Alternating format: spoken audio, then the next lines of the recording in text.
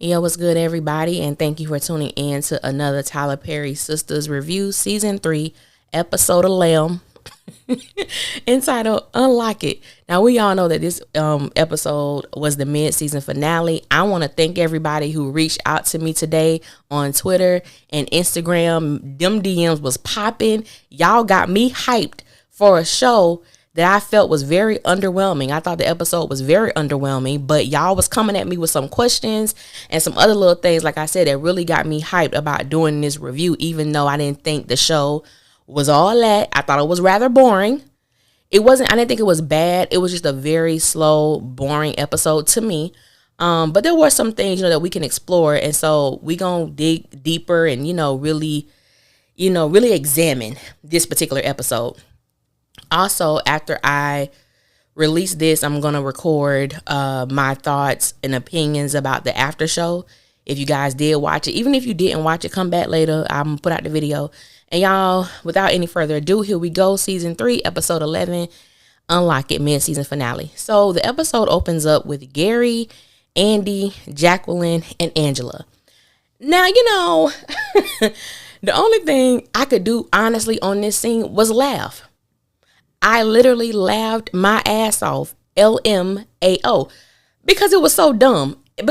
So the thing that got me was, don't get me wrong, I completely understand the reasoning for Andy to be upset. I was like, I really want to see Andy hit somebody. I don't promote violence, okay? I don't. But in this situation, Andy should have been throwing hands, because there is no way I'm walking into my house that I pay rent for or mortgage, whatever it is.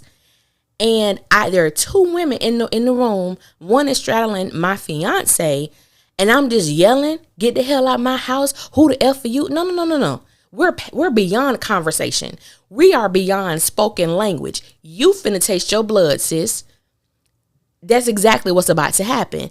So I'm just like, Andy, we all know sis can't fight, okay? We all know sis can't fight. Andy is all bark and no bite. Now, she did pull homegirl off of Gary, but that's as far as it went. See, one thing I've learned when it comes to fighting, those who run their mouth too much, I've been and hit you while in the midst of you talking. So it's either one or two things. I'm going to beat your ass, or you going to allow me to beat your ass. That's the only two things that's going to happen. So I'm like, Andy, calm down, sis. You all bark, you no bite. And I was like, all right, now, you better chill, because if Jacqueline or Angela decide not to be professional and beat your ass in your house, you ain't got Fatima here to save you this time, sis. So what you going to do? You just pipe down a little bit. So like I said, I understand her being angry and upset, and she's going off. And I said, I'm looking at the lady who playing Jacqueline. I said, poor Jacqueline. She just looking up there like she's so uncomfortable, shivering because she cold. She ain't hardly got on no damn clothes. And I'm just like, honestly, this is a time where Gary is not lying. However, his justification for how he feels is how he feels. But at the same time, I think the thing that plagues me is that Andy and Gary, they have had sex since she's had sex with Paris. So all of a sudden, this is just something that is blocking you from having sex. And I still can't get over the fact that he was going to marry Andy and not consummate the marriage because you can't get a hard on. Because you're so consumed about what Andy did with Paris. I don't get it. Why do you care? That's like now getting into a new relationship. Unless you're dealing with a virgin, you know that this man or this woman has had other lovers than you. That's just called maturity. It's called being a damn adult. Move the hell on. You know what I'm saying? That's like Andy saying, well, every time I look at your kids, I automatically think of you having sex with Jasmine. Both are stupid. I'm so sick of Andy and Gary on every possible occasion.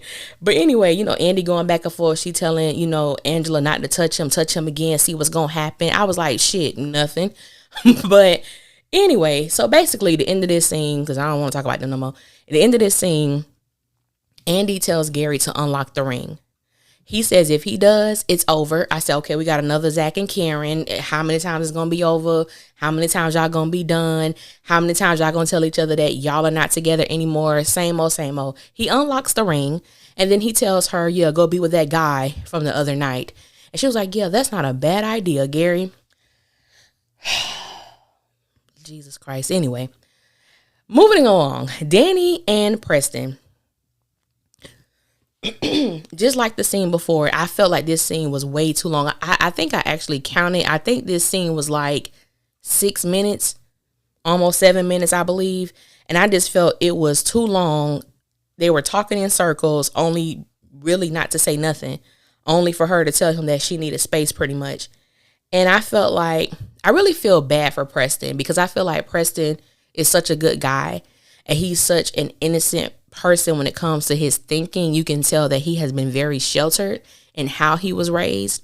However, he does have an open mind. And I feel like Danny just patronizes him like every time he says something. You know, when he talked about the farm and the new bull or whatever that they have, it was like, just listen to him. How do you know, what you guys have in common? She was like, the only thing they had in common was that they both like to laugh. That's what Preston stated. And he was like, I never really thought about it like that. Like, we don't have a lot in common. All he really knows is that I like you. I care about you. I want to be with you. Sometimes that is enough. And then sometimes that's not enough. But even if it's not enough and you feel like this person is worth your time, that means you put in effort to get to know them. You put in effort to see what you guys have in common. And I honestly believe that Danny and Preston have more in common than she's willing to find out. That's just like, when he brought up the thing about how there's a difference between country music and bluegrass music. She basically, was like, hey, think of something that you don't care about, multiplied by infinity. That's how much I don't care about the difference between bluegrass and country. And I'm like, even a moment like that, just asking him, Preston, what's the reason you like, Kentucky bluegrass so much? He could have said something like, well, you know what?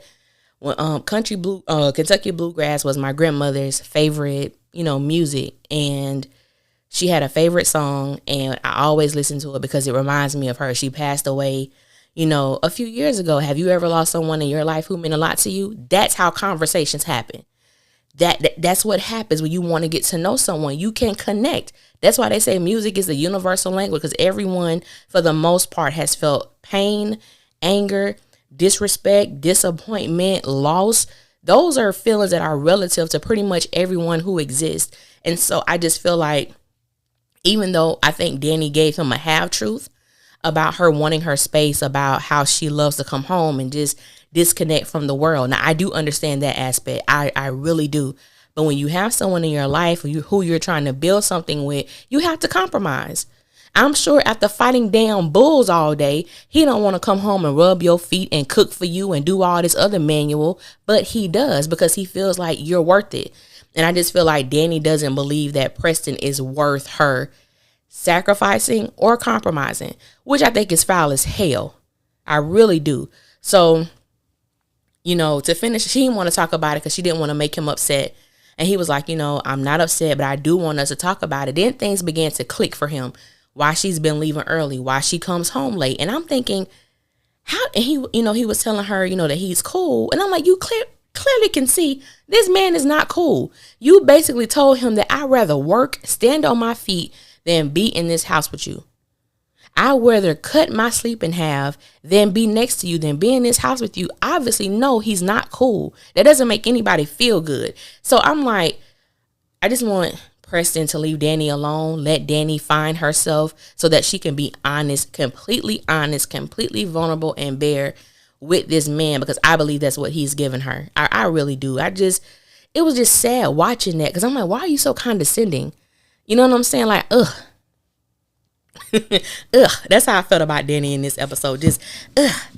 And, yeah, man, I just think Preston deserves way more than that. Andy, Pam, and Karen. Andy walks in and, she's greeted by nosy ass Pam. Pam gave her a compliment because one thing I got to say, when they come to them suits, Andy be rocking them damn suits. So she was like, girl, where you get that from? I think Andy told her something like it's disrespectful or something tasteless to ask someone where they got their clothes from. I'm like, sis, don't do that.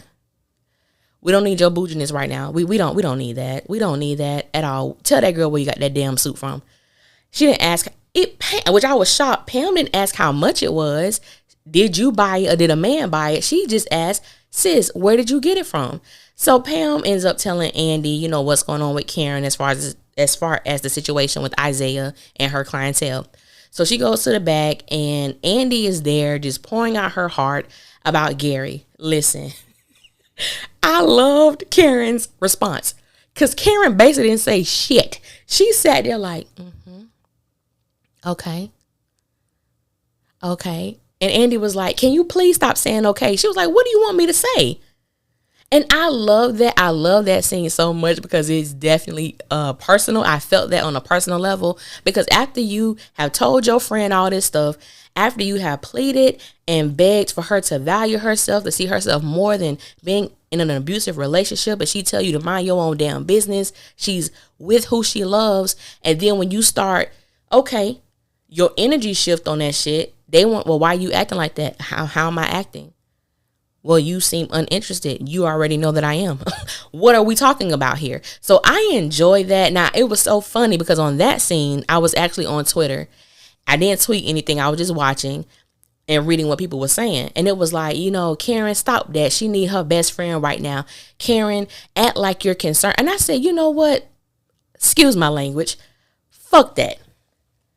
I'm sorry. Y'all may hear that word again. I don't normally say it, but hey, it's the mid-season finale. Give me a break. But I'm like, no, because every time Karen, exerts this type of energy or this extra energy or match Andy's energy when it comes to Andy's affairs, it's so much pushback. It's so much pushback. And in the moment she decides, you know what? Well, I'm not returning that energy. I'm going to remain in a calm state. I'm not even going to go there because this woman already knows how I feel about her situation and about him. So this is the energy I'm going to give. The fans weren't happy about that either. I said, you know what? I find it very interesting. The hate that Karen receives. It's okay not to like who you don't like. But the hate that she receives, it's like, everybody know I don't like Zach. He's not my favorite character. But that still does not dismiss me, or it doesn't put me in a place to not honor or give props when it's due when it comes to the character of Zach. I said, Karen can literally run into a burning building, save 2 kids, lead everybody to safety. And there's going to be somebody on Twitter that was like, yeah, I mean, shit, she saved them kids and all, but did you see her hesitate before she went in the house? I'm like, she can't win. The girl can't win. Anyway, so they started drinking and, Karen began to tell Andy how it's not, far-fetched, the story that Gary was telling, because she has a client who, her and her husband were having issues and they brought a sex therapist in. So it's not, she was like, well, don't you think that's weird? And Karen was like, yeah, I think it's weird too. But if you trying to, well, for me, not including Gary, but if you having issues in your marriage and in your sex life and you can get help for that, why not? Now, I don't know about all that. See, I'm not built like that. There will be no woman on my man, and you damn sure ain't straddling him like you finna ride him. We not having that. But I know a lot of people were saying they were happy to see Karen and Andy have a moment. I just felt like that moment was so rushed. It didn't seem quite genuine. Even when they walked out and Pam was like, oh, y'all, so y'all talking again? And Andy was like, we've always been talking, Pam. And Andy and Karen told each other that they loved each other. I wasn't expecting an embrace. They didn't hug. They were a distance apart from each other. And I'm like, yeah, because there is still a breach in that friendship. There is still an unspoken issue. But we will have to wait to the second half of the season to see if they actually really deal with the issues and the toxicity within their friendship. So when Andy leaves, well, let me get on Andy for a minute. So Andy really pisses me off. You know what I'm saying? Like she really pisses me off because it amazes me how Andy feels that she's so entitled to love, honor, and respect from a man, and she's done absolutely nothing to obtain that. But she was like, she wants a man who, is not going to win. When it's going to be my turn to have a man where there's no drama and, a man who's going to want what I want. And I'm like, Andy is such an entitled, unstable creature. See, I ain't going to say the B word. I'm going to say unstable creature. That's my new name for y'all. Shout out to baby boy. But that's how I feel about Andy, because I'm like, she wants this amazing happily ever after talking, and I'm like, well, baby girl, you don't get that by fucking somebody else's husband. I'm sorry again. You ain't gonna hear that word no more today. But I'm just like, you don't get that by having sex with another woman's husband. You expect your stuff to be glorious and perfect and happy and peaceful. It don't work that way. It does not work that way. And I feel like Andy lives in such this fantasy world where she can treat people how she want to treat people. I can, put you down and pick your ass back up when I want. And to me, I don't know, but I just feel like Andy is such a horrible, horrible friend to everyone, from Karen on down. And I just feel like as we have watched 3 seasons of this show, we have seen these women rally around Andy. We have seen these women come anytime she call. And I'm like, why doesn't that happen for any other sister? It doesn't happen for Sabrina. It doesn't happen for Danny. And it doesn't happen for Karen. And I feel like that's horrible, because it shows that whenever Andy calls, they are always there. Whenever Andy rings her little helping bell, they always come running. And I just don't like it, because I don't feel it's reciprocated in the way that she gets it from them. So that's my little thing on Andy. Where I want to go to next. Maurice and Calvin, that was such an irrelevant scene. I did not like it. We see, what's his name? Q come over. That scene just got on my nerves. Maurice calls Sabrina and put her on the phone with Calvin. He doesn't even know who he's about to talk to, but he's talking to Sabrina, and Sabrina basically asked him to come over because she wants to talk to him. They're adults. Are we sure about that? But anyway, she said, we're adults. We should be able to have a conversation. So he says that he'll come over there. And we'll get to them when the next time we get to them. So where I want to go to next, Karen and Zach. So let me tell y'all something. I may not like the character of Zach, but your girl ain't blind. DeVal Ellis is fine as all hell. That is a fine, sexy man, okay? When he pulled up in that white car, whatever kind of car it was, it was a luxury car. He walked in. Blue is his color. Blue, that man looks good. So now Pam did make me laugh when she took a picture of him, like, let me get this before you go back to prison. You know what I'm saying? I thought that was funny. Pam has grown on me, because I did not like Pam at all, but I do find Pam funny. She is annoying as hell, but I actually do find her humorous. So the conversation between Zach and Karen, I could respect it. I could respect it in the way that how closure sounds like and what closure should feel like, because closure does not stop you from loving someone. Closure does not stop you from caring for someone, but closure does reveal that my time with this person is over and it's done. And I know a lot of people, oh my God, in these Facebook groups, oh yeah, I can't wait to Wednesday. Karen gonna be wearing egg. Karen, pick up your faces. Karen gonna be crying. I heard one person say, yeah, she was eating ice cream because she couldn't deal with the fact that Zach didn't want to be with her anymore. I'm like, they not together. Well, I'm confused. You know what I'm saying? I'm confused on that. I felt like that was a very believable scene. Now, some people might not agree. He did end up giving Karen the $72,000 cashier's check. And you could tell that really meant a lot to him, that he was able to give that to her, because I believe he made the statement like that is something that he wished he was always able to do. And she was very appreciative, because the money came at a marvelous time, almost cosmic, you know what I'm saying, with everything that's going on within her salon. And this is the reason why I can't trust Zach all the way when it comes to his feelings. Now, I know beyond a shadow of a doubt that he likes Fatima. We'll get to that later. But when Zach said to Karen, like, is there anything you want to say to me? Because, now is the time. And I feel like I feel like there was a part of Zach that wanted Karen to need him, that wanted Karen to want him. I feel like maybe he thought the money would do something, but in actuality, the reality is money really wasn't the bigger issue in their relationship. And I know that I'm going to talk about this when I do my thoughts about the after show. But I was happy they came to that place like, yeah, I love you too. But we know we are just not good for each other. We tried this several times and the result is always the same. So I could really respect that scene a lot. Like I really like that scene. Karen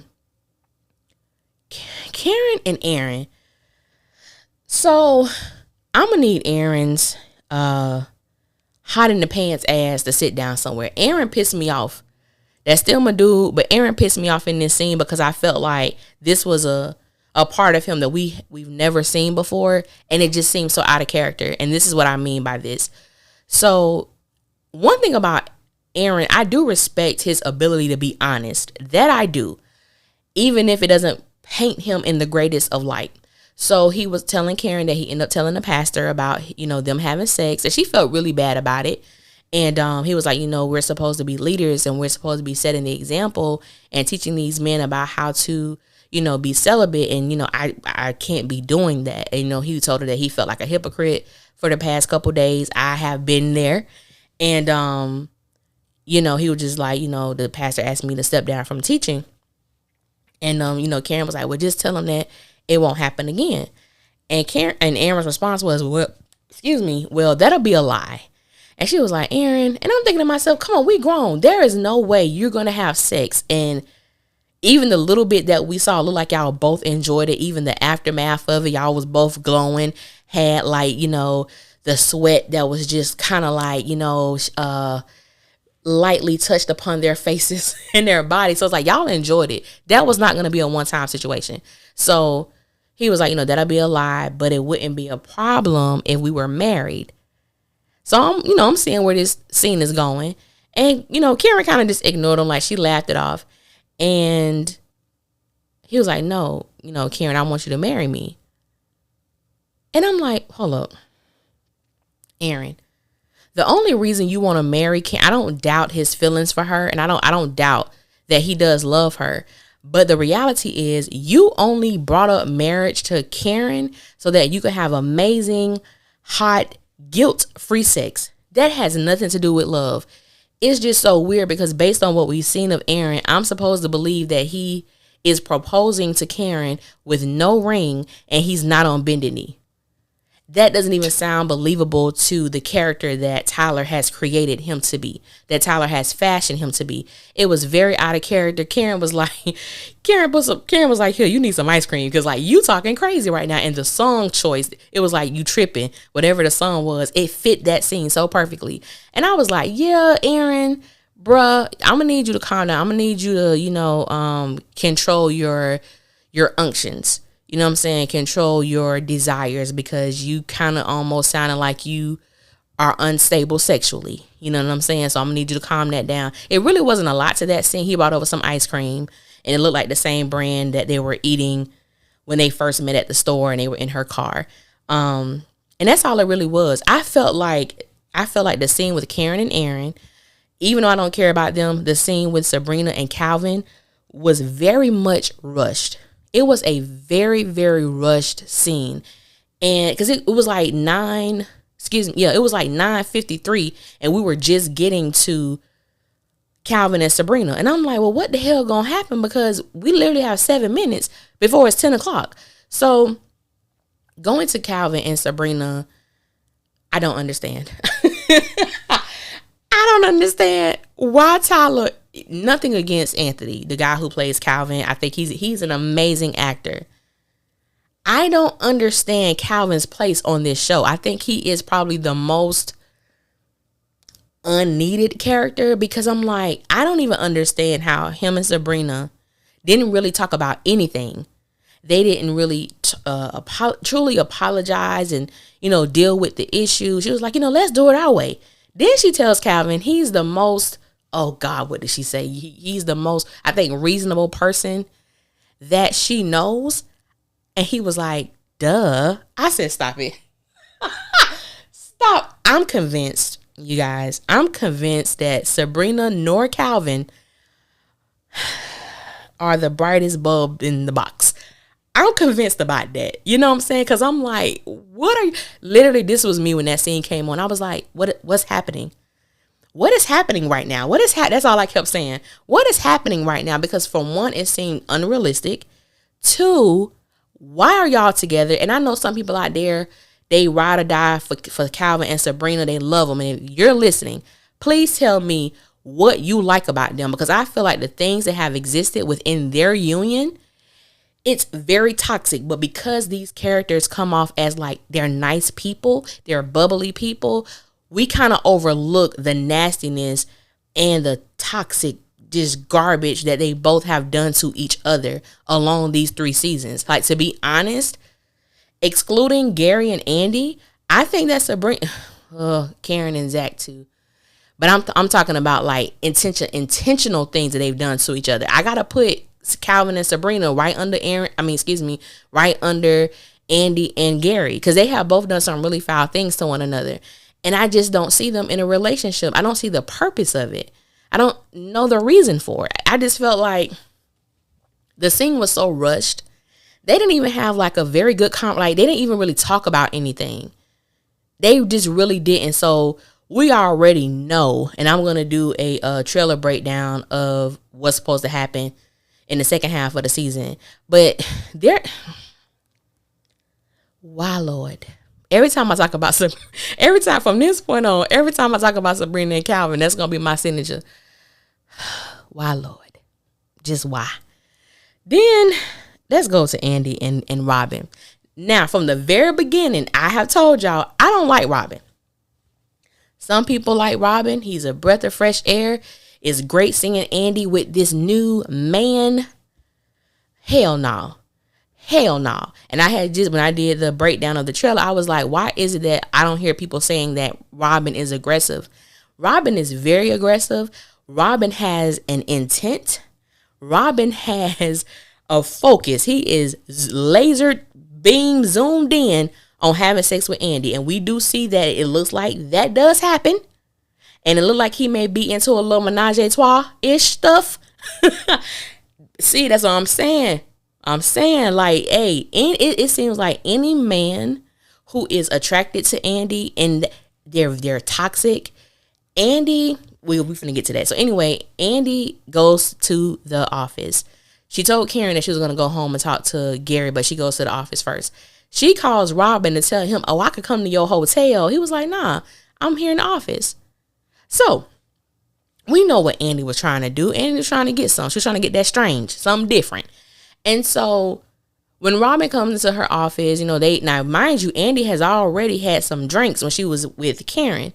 Now her and Robin have gone through this whole bottle and they looking at each other all googly eyed, talking about, they feel like they've known each other forever, just them talking and them being in each other's presence. And, now Robin is saying, that he was going to say the same thing as well. He walks over to Andy and, he was like, I feel like I've kissed you before too. I said, stop it. Andy. Andy. Whoo. Andy is the type of woman who keeps herself poised as if she has it all together. And she's just breaking. She's just crumbling because Andy is so insecure about herself. And because Andy wear nice clothing, has a good job, it's very easy for her to disguise, for her to cover up, for her to not let show, because the outer appearance is so sharp that people don't even consider the fact that this is a woman who is battered. This is a woman who is downtrodden in spirit. This is a woman who honestly does not know her worth. And I think all the sisters on the show is like that they really haven't come to the place of knowing their worth as a woman. So it's easy for them to fall into these little traps where, they let these men consume them. And I'm going to say the same about Fatima too. I'm not excluding her either because I feel like, she doesn't know that. I'll get to that in a minute. Anyway, so she kisses Robin and I'm like, Andy, you in danger, girl. Like, this is going to be a problem. This is going to be a problem. And my thing is, she doesn't know Robin. You don't know him from a can of paint. Y'all have exchanged, messages and things of that nature, but you don't know this man. Andy is so hungry for attention. And I'm like, you got daddy issues, Andy. Andy has daddy issues amongst a whole bunch of other things. But I'm just like, so she uses that one. And she did the same thing with Paris. Whenever Andy is upset with Gary, whenever she's mad with Gary, she does something that she know is going to affect him once the truth comes out. She slept with Paris. The first time they chilled together, when they went to the club, she was already prepared for what she wanted to happen. Same with Robin. You were willing to go to his hotel to get some because you're mad right now. Andy acts off of impulse. She's an impulsive woman, and that is an impulsive woman is a dangerous woman because you don't think twice about what the hell you doing. She did say, like, Andy, what you doing, chick? Nigga, you know what you're doing. You know what you're doing. And you're okay with doing it. Next, Fatima and Zach. So Zach comes in there looking all good as he want to look.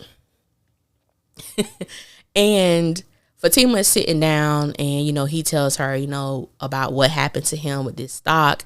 And he wanted to take her to I forget the name of the restaurant, but it's supposed to be really expensive. And he was like, I got it. And he was telling her, just how she made him feel.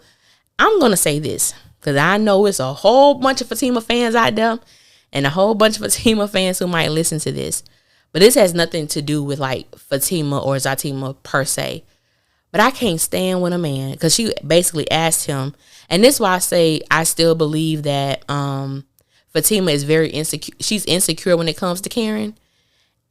In a sense, I would never be insecure with another woman, about another woman.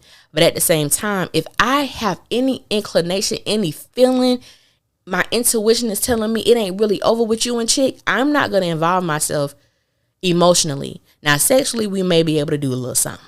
But emotionally, I'm not going to give you that because I still feel you're still connected to this woman, even though your mouth's saying something different. And so when she asked about like what's so different between me and them other girls, first of all, you ain't never ever heard him talk about another woman other than Karen. So she was like, Karen specifically.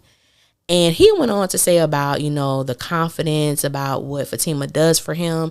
I can't stand when a man, women do it too, but since we're in this situation, I can't stand when a man gets with another woman and you begin to downplay what that other woman was in your life, what she did for you, how she treated you. Now, granted, when the show started, Karen and Zach were already in a tumultuous place in their relationship. So we were seeing the disrespect, we were seeing the toxicity, we were seeing just this damaged relationship, and these two people just did not want to let go of each other.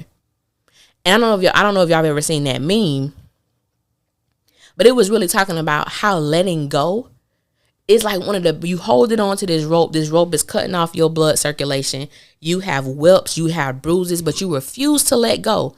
And then once you let go, you realize that thing that was causing you pain was the thing that you was holding on to. And I feel like that worked both ways with Karen and Zach. I feel like, Karen truly gets the short end of the stick when it comes to that relationship, because all you hear is she never uplifted him. She always talked down on him. And I think that has to be a very immature mindset to believe that Zach has always been an asshole and Karen has always talked down to him, when we know that is not true. And we know that it's not realistic. When you get into a relationship, them first couple months, even that first year could be bliss. Then things begin to happen. And then when you don't properly or effectively deal with it, you allow all this other stuff to come open. You allow these other doors to open. So now cheating is happening. Now I'm not helping anymore. Now I'm ignoring you. Now I'm this. So this is what we're seeing. And so to just always put the blame on Karen as to the failure of their relationship is not fair. To put all the blame on Zach is not fair either, because they were both equal parties. And one, Karen continuing to allow Zach to live off of her. I don't know what the hell was going on with that. We need to explore that, because any woman who can allow those things to happen and you still stick by this man, that's a problem. But also, when I talk about the after show, it really did. Tyler has I lost a lot of respect for him on that after show, but we'll talk about that on the after show. But back to Fatima and Zach. I feel like Fatima played too much. Like, Fatima played too much. She too many games. And then when he was like, are we together? Is it you and me? Is it Zach and Fatima? Is it Zatima? Are you team Zatima? And she was like, yeah, I guess. I didn't like that response, people. Nope. I did not like that response. She did not, as much as Zach, and I will give Zach props for this, as much as Zach really, to me, gave her his truth, that he never had a woman to do certain things. His mom, his aunt, his grandmother, no women in his life has made him feel how Fatima has made him feel. But the interesting thing about that is I don't think he mentioned Karen's name. He listed all family members, like women of his family. And so to me, it kind of made me feel like Zach looks at Fatima almost in a motherly way. And I don't want to confuse anybody when I say this. Of course, that's not he don't have motherly feelings toward her. But I believe that he has allowed her to take that position and place in his life. Like, when he needs instruction, when he needs certain things, that's his go-to. But I don't think that's the most healthy, relationship either. So we're going to see what happened with that. So Q and damn Maurice. Why? That's another why. We just talked about this last week when I was like, I don't know what the hell, Tyler. Why does he have Maurice with this guy? I don't understand it. He is a thief. That's what he does. So basically, he told Maurice that he's gay for pay and he needed his money. Maurice told him he wasn't giving him a damn thing and he needed to get the hell out of his house. He was like, oh, bet. Okay. So he gets a phone call and he was like, yeah, I'm still here with this bitch ass nigga. And Maurice was like, who is the bitch? What's going on? You know what I'm saying? And so he was like, yeah, I'm going to be there. I'm going to meet y'all there. Yeah, for sure. He gets up. You hear this gun cock. First of all, let me just say, are we supposed to be scared of Q? Are we supposed to be scared of Q? Q, you're not hard. Dude, you're not. That scene was so funny to me. I couldn't even feel like, oh my God, Maurice is in danger. I laughed because I'm like, what are we supposed to be scared of him? Is he supposed to ignite a certain fear? I do understand he has a gun, to Maurice, but he makes me think of one of those people who walk around with toy guns. Like, what are you really going to do? So he basically demands that Maurice comes with him. He's going to open the doors to the bank and Q going to get all the money up in there. I don't care. I don't care. Why don't we talk about how thirsty Maurice is, how desperate of a man Maurice is? Maurice acts as if no man gives him attention. He's very thirsty, and it's so unattractive. And I guess now we're going to find out some deep-rooted issues that has been plaguing Maurice, because I'm like, how is it that you're messing with a prostitute and you feel like he likes you? You feel like you're special. You feel like, I don't know what Maurice thought, but I'm just like, this is straight foolishness. So no, we're not scared of Q. We don't know what the hell gonna happen. A lot of people thought he was gonna tell Maurice that he had a sexually transmitted disease, but we come to find out, no, he wants Maurice to go open the bank so he can rob it. And I'm just like, this. But that's what you get for taking in trash. So when you take in trash and you begin to smell shit and flies, this is the result. This is the goddamn result. He should have left that man alone from the beginning. Maurice should have called the cops on him when he found out he's the one who stole Calvin's checks. I don't even see how Calvin played it cool. This your second time being around this man who stole from you. I don't get it. I don't get it. I want to say that's all that happened. I don't think I'm missing anything with anyone else. If I am, you guys can put it in the comments. But I think I got everybody. It was just a very, I probably would give this episode a 5. A 5. That's probably it. I just, like I said, it just was boring. Like there is no excitement anymore. And I think it's because these storylines have been so drawn out that we're just sick and tired of them. Like, we want something fresh. Everything is old. The only thing that really happened to me that was different is that, Fatima and Zach made their thing official, kind of. Because like I said, I did not like, I'm going to call the girl real name. I did not like Fatima's response to him.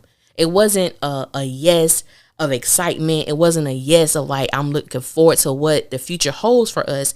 It was like, yeah, I guess. She could have been joking and playing, but I just feel like after the speech that Zach gave, he should have gotten more than that, than a yeah, I guess. But that's just me. Y'all can tell me, what y'all thought about the episode. What was your favorite, moment, if you had one. So to the person who asked me about my thoughts about the first half of the season, I don't have many thoughts about it.